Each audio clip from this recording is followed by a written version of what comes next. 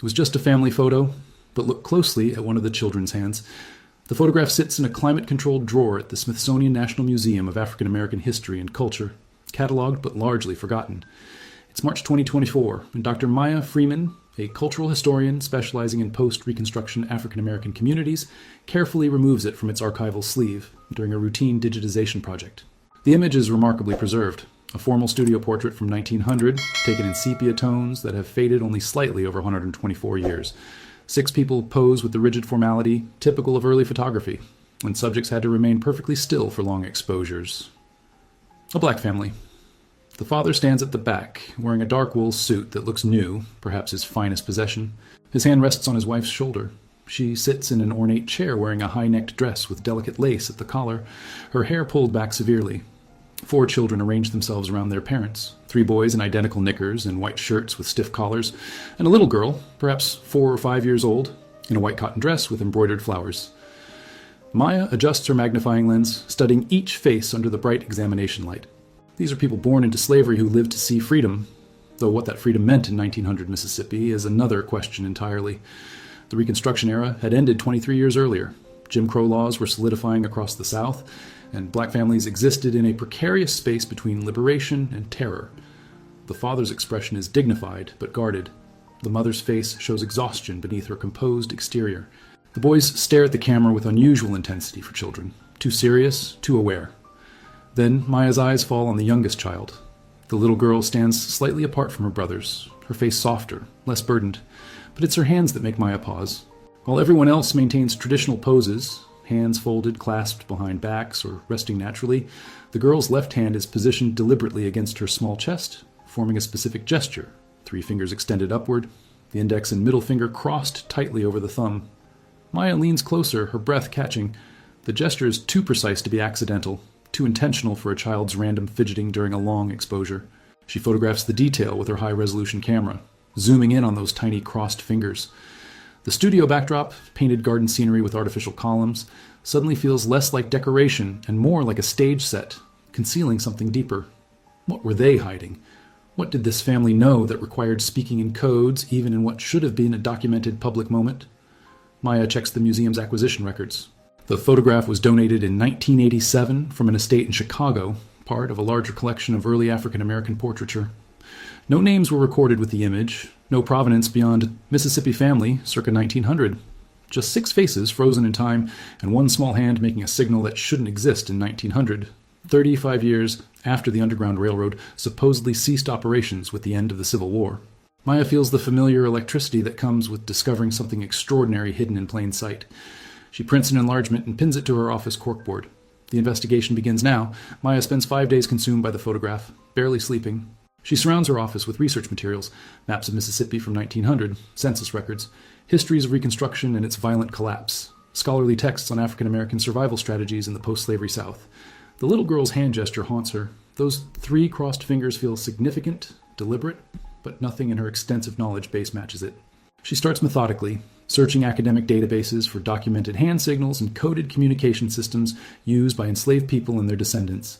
She finds references to quilt patterns allegedly used on the Underground Railroad, songs with double meanings and verbal codes, but no hand signals matching what she sees in the photograph.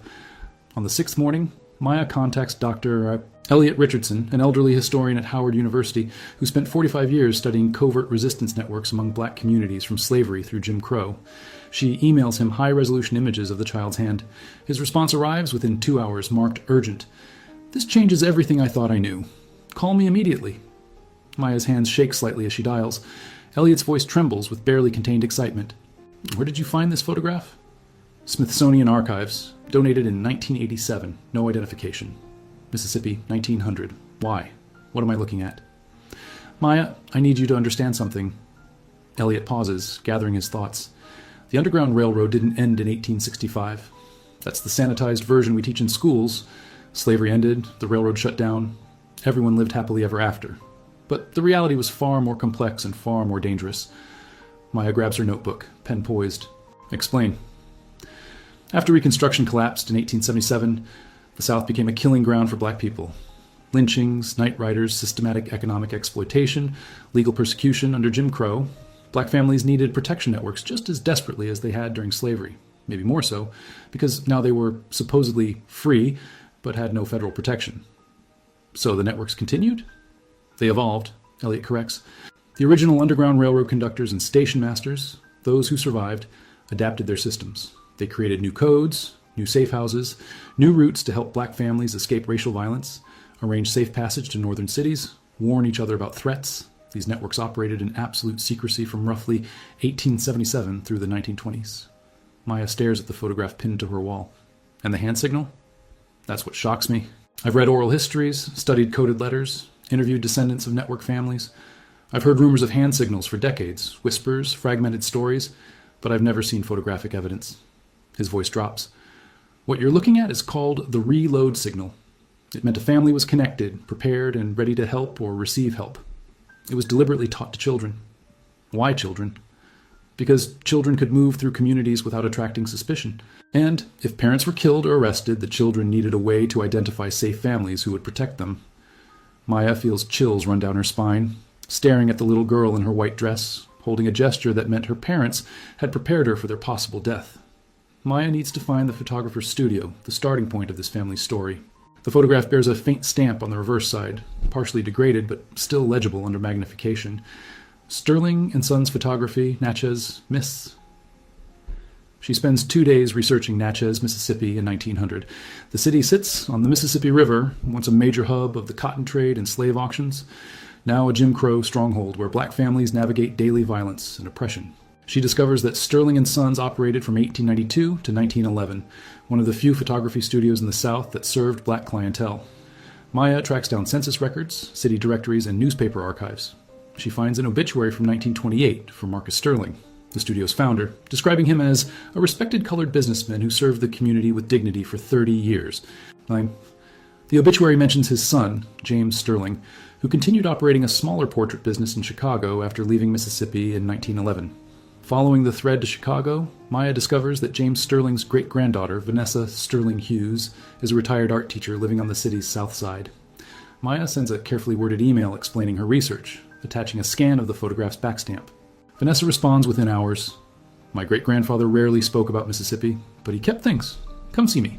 3 days later, Maya sits in Vanessa's living room surrounded by family photographs spanning 5 generations. Vanessa, a woman in her 70s with silver locks and warm eyes, brings out a wooden trunk that belonged to James Sterling. He carried this trunk from Mississippi to Chicago in 1911, Vanessa explains. Never let anyone look inside while he was alive. After he died, my grandmother inherited it, but didn't know what to make of the contents. Now you're the first historian to see this. Inside the trunk, hundreds of glass plate negatives, carefully wrapped and preserved. Portraits of black families from Natchez between 1892 and 1911. And beneath the negatives, 3 leather-bound journals in James Sterling's handwriting. Vanessa opens the first journal. My great-grandfather wrote everything down, every family who came to the studio, dates, names, sometimes notes about why they needed portraits made. Maya's heart races as Vanessa flips through pages to September 1900. Her finger stops at an entry, dated September 14th. Coleman family. 6 portraits, express order, 3-day rush, special arrangement. Coleman, Maya whispers. What does special arrangement mean? Vanessa looks at her with inherited knowledge in her eyes. My great-grandfather's studio wasn't just a business. It was a safe place, a checkpoint. Families who needed help knew they could come to him. Was he part of the network? He never called it by name, not even in his journals. But yes, he documented people who were about to disappear, by choice, to survive. This photograph you found? Those people needed evidence they existed before they vanished into a new life somewhere safer. Maya stares at the journal entry. The Coleman family. 6 people. 1 little girl making a signal that would outlive them all. Do you have the glass plate negative for this portrait? Maya asks. Vanessa smiles slightly. I think I can find it. Vanessa carefully lifts a wooden box from the trunk, handling it with reverence. Inside, wrapped in yellowed cloth, are glass plate negatives organized chronologically. She moves through them methodically until she finds September 1900. Here, she says softly, holding up a glass plate to the light. Maya sees the image in negative, dark figures against a light background, but unmistakably the same family. The father's protective stance, the mother's formal posture, the 3 boys, and the little girl with her hand positioned in that deliberate gesture. Can we have this professionally scanned? Maya asks. A high resolution might reveal details the paper print doesn't show. I know someone at the Art Institute who specializes in historic photographic preservation, Vanessa says. Let me make a call. 2 days later, Maya stands in a conservation lab at the Art Institute of Chicago as a specialist named Robert carefully positions the glass plate under a high-resolution scanner designed specifically for historic photographic materials. The resulting digital image is stunningly clear. Every texture of fabric, every strand of hair, every line in the subject's face is rendered in remarkable detail. Robert zooms in on the little girl's hand. That's definitely intentional, he confirms. See how her fingers are positioned with tension. She's holding that gesture deliberately, probably for the entire exposure time. That would have been difficult for a child this young. Exposures in 1900 took several seconds of absolute stillness. She was trained, Maya says quietly. Robert points to another detail. Look at the mother's left hand resting in her lap. See this ring on her middle finger? It has an engraving. Maya leans closer. The ring bears a tiny symbol, 3 interlocking circles forming a triangle. What does that mean? Vanessa asks. Maya photographs the detail, her mind racing. I don't know yet, but it's connected somehow. Back at Vanessa's home, they examine James Sterling's journals more carefully. Maya discovers that certain families have small symbols marked next to their names, stars, circles, triangles. The Coleman family entry has 3 interlocking circles drawn in the margin. He was marking network families, Maya realizes. Different symbols meant different things, maybe levels of involvement or types of assistance needed. Vanessa flips through more pages. Look at this. August 1900, 1 month before the Colemans.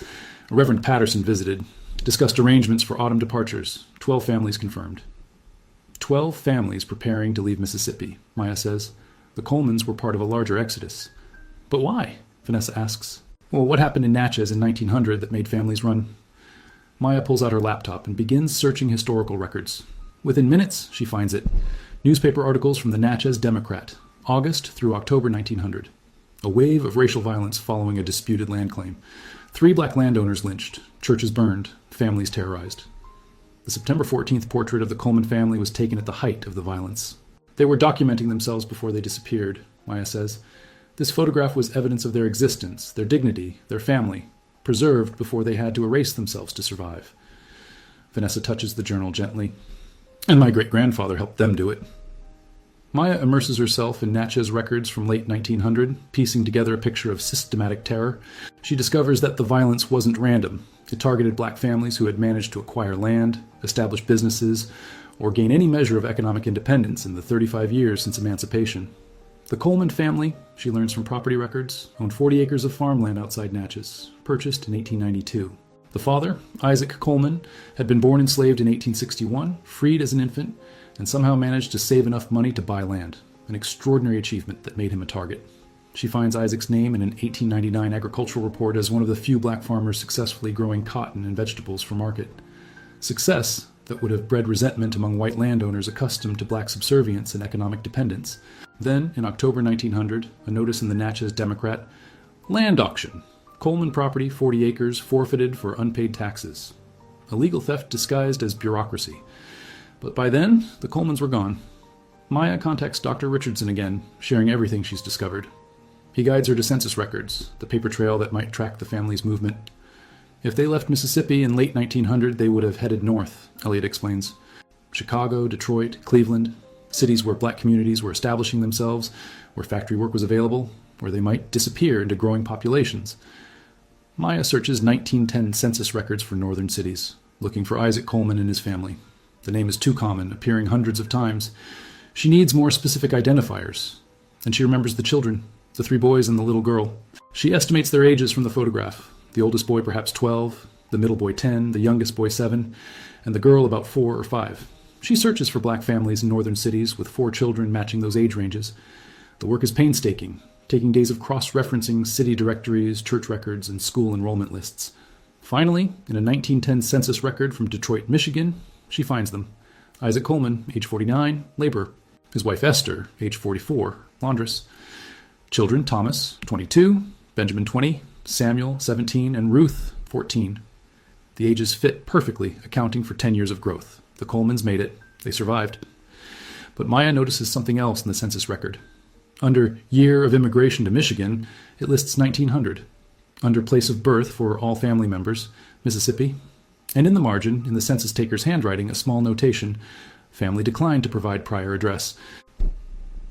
They had buried their past deliberately, erasing Natchez from their story, protecting themselves even a decade later and hundreds of miles away.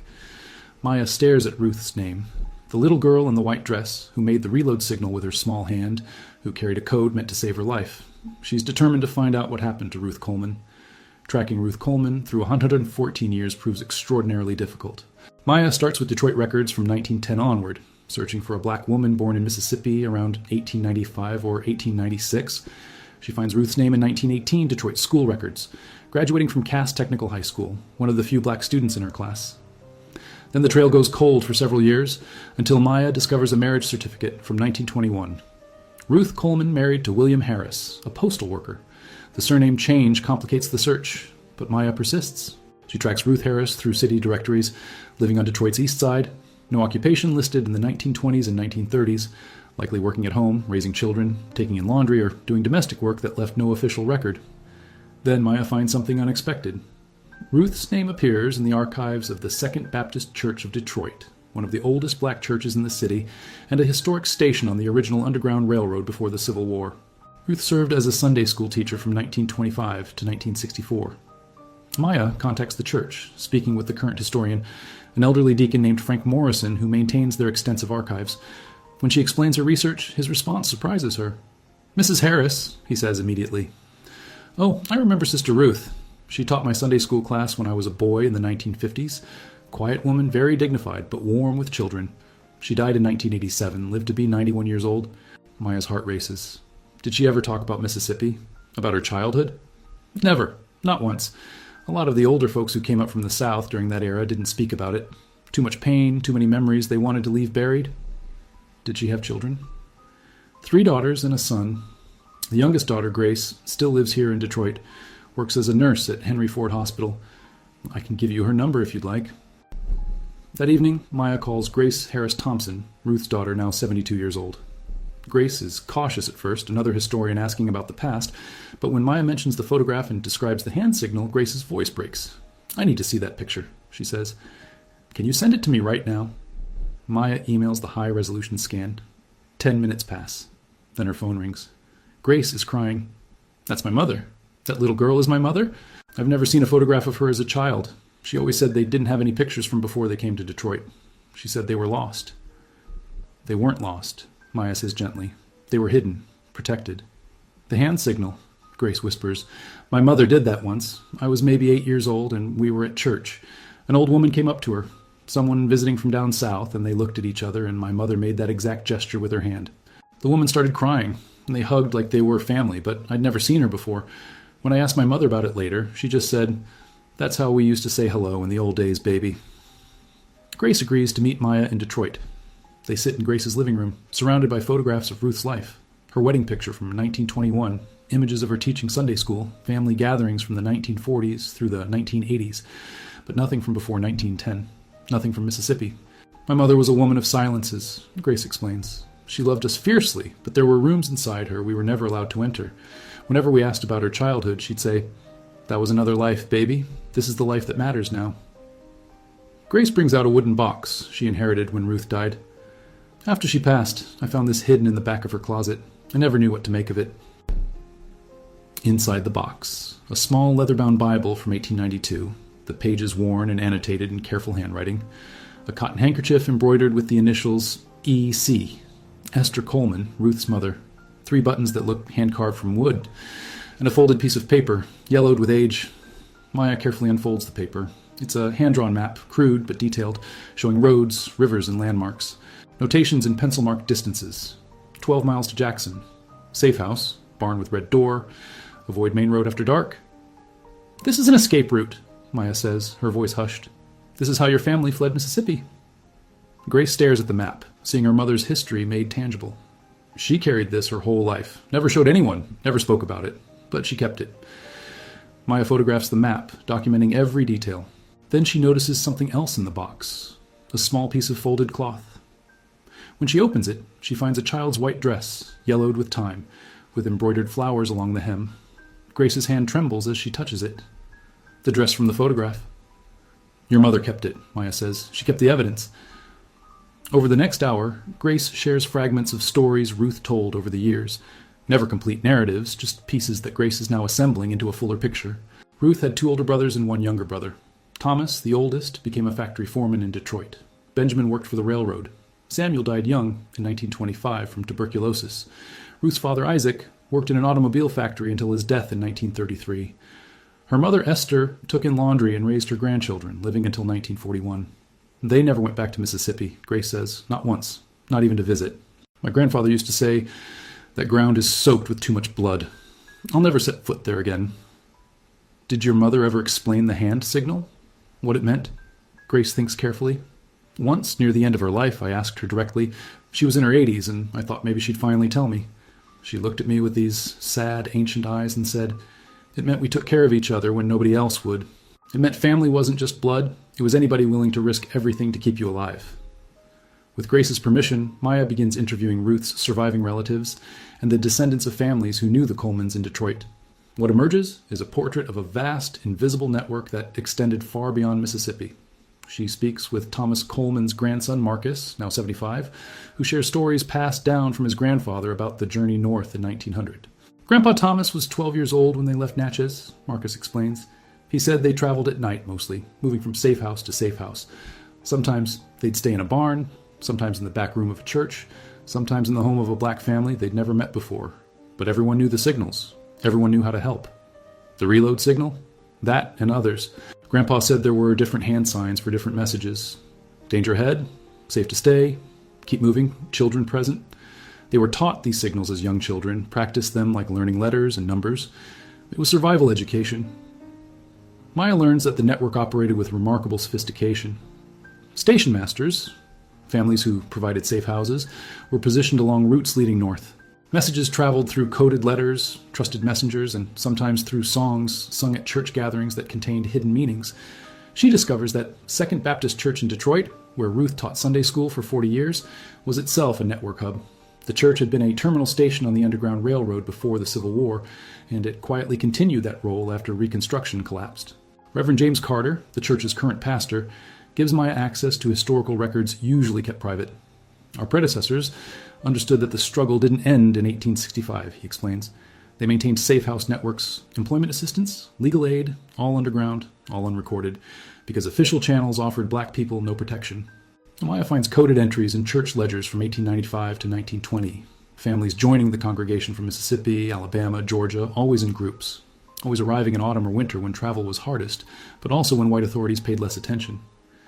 Your ancestor Ruth, Reverend Carter says to Grace, was part of something extraordinary.